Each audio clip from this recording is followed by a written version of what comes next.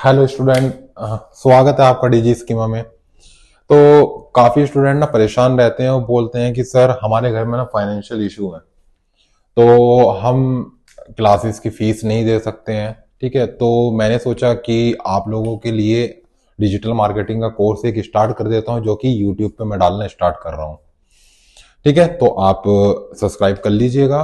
ठीक है, सारे जितने भी आपके टॉपिक्स रहेंगे, जितने भी मॉड्यूल्स रहेंगे, वो सारे के सारे मैं आपको मेंशन करता चाहूंगा डिजी स्कीमा के यूट्यूब के चैनल पे। ठीक है, सबसे पहले हम लोग स्टार्ट कर लेते हैं अपना कि ये जो डिजिटल मार्केटिंग होती है ये आपकी क्या होती है। ठीक है, तो काफी स्टूडेंट ना सबसे पहले तो यहाँ पे इसलिए ही कंफ्यूज हो जाते हैं कि हमने ये जो मार्केटिंग वर्ड था, ये मार्केटिंग वर्ड हमने समझा तो है कि ये होता क्या है। ठीक है, पर ये डिजिटल मार्केटिंग का सा आया। देखो, इसका जो डिजिटल मार्केटिंग बूम पे जब आया, वो आया आपका कोरोना के बाद में।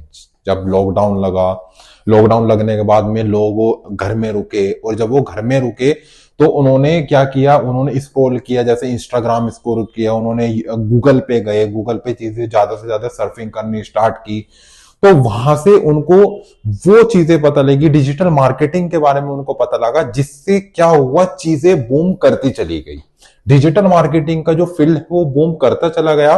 और आप कोई से भी फील्ड में आज के टाइम में चले जाइए, आप हॉस्पिटल के फील्ड में चले जाइए, यानी कि कोई भी अगर हॉस्पिटल है, या फिर कोई भी डॉक्टर है, या फिर कोई भी एडवोकेट है, या कोई भी एजुकेशन इंडस्ट्री है, ठीक है, भले ही वो कोई कंसल्टेंसी हो या वो फिर वो कोई कॉलेज हो, आज के टाइम में सभी को डिजिटल मार्केटिंग वाले बंदे की रिक्वायरमेंट पड़ती है। इसलिए यहाँ पे नंबर ऑफ जॉब अपॉर्चुनिटीज आपको देखने को मिल जाती हैं। ठीक है, अब इस डिजिटल मार्केटिंग की मैं बात करूं तो सबसे पहले हम लोग समझ लेते हैं इस मार्केटिंग के कंसेप्ट को कि ये मार्केटिंग कंसेप्ट होता क्या है। जैसे मान लीजिए आपका कोई प्रोडक्ट है, कोई भी आपका प्रोडक्ट हो सकता है।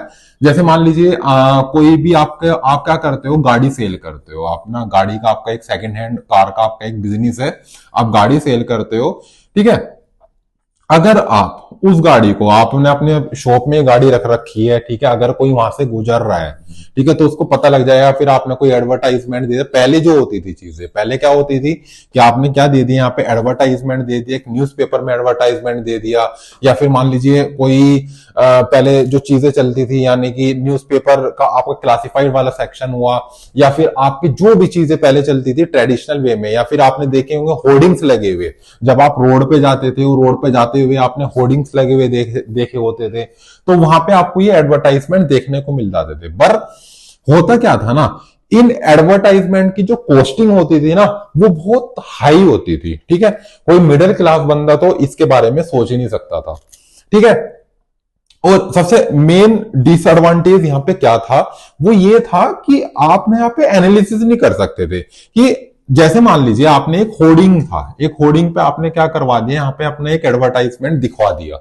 ठीक है, तो आप कैसे पता लगाओगे कि इस रोड पे दिन में को कितने लोग गुजर रहे हैं। ठीक है, आप पता नहीं लगा सकते, और अगर गुजर रहे हैं तो कितने लोगों ने इसको फोकस किया है। ठीक है, तो आप यहां पे एनालिसिस कर ही नहीं सकते हो।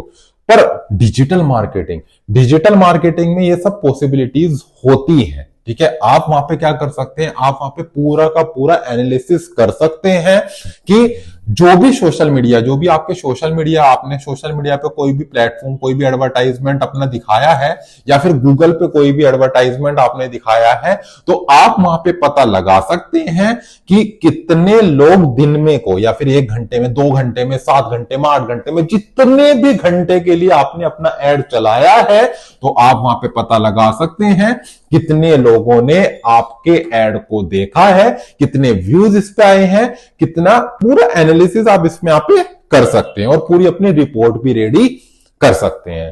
तो अभी हमने देखा कि जो ट्रेडिशनल मार्केटिंग, यानी कि ऑफलाइन मार्केटिंग, यानी कि जो होर्डिंग्स वगैरह ये होते थे, जहां पे हमारा इंटरनेट का यूज नहीं होता था, वो ट्रेडिशनल मार्केटिंग कंसेप्ट, और जहां पे इंटरनेट का यूज हुआ वो आपका डिजिटल मार्केटिंग का कंसेप्ट, जैसे सोशल मीडिया का platform, Instagram, YouTube, Facebook, Twitter, Quora, Pinterest, जितने भी आपके सोशल मीडिया के प्लेटफॉर्म होते हैं, जितने भी आपके डिजिटल मार्केटिंग के प्लेटफॉर्म होते हैं। ठीक है, तो अभी हमने दोनों में भी डिफरेंस क्लियर किया है कि ट्रेडिशनल मार्केटिंग और डिजिटल मार्केटिंग में क्या डिफरेंस है, और आखिरकार क्यों डिजिटल मार्केटिंग में इतनी ट्रेंड आपकी बढ़ चुकी है, इतनी जॉब्स, नंबर ऑफ जॉब्स आपकी बढ़ चुकी हैं। उसका रिजल्ट मैंने आपको बता दिया है, क्या क्या रीजंस उसके होते हैं वो मैंने आपको यहाँ पे डिस्क्राइब कर दिए थे। ठीक है, तो अगली अपनी जो क्लास में अपलोड करूंगा उसमें मैं आपको स्टार्ट करूंगा यहाँ पे कि डिजिटल मार्केटिंग में जो एआई टूल्स हम लोग यूज करते हैं, वो एआई टूल्स क्या क्या यूज हमें करने चाहिए। ठीक है, क्योंकि पूरा का पूरा जो गेम रहना है ना हमारा डिजिटल मार्केटिंग में, पूरा का पूरा जो गेम रहना है वो पूरा एआई टूल्स पे रहना है। ठीक है, तो अभी आप इसको सब्सक्राइब कर लीजिए और उसके बाद में आप फोकस करते रहिए। मैं आपको पूरी सीरीज ये डालता चलूंगा।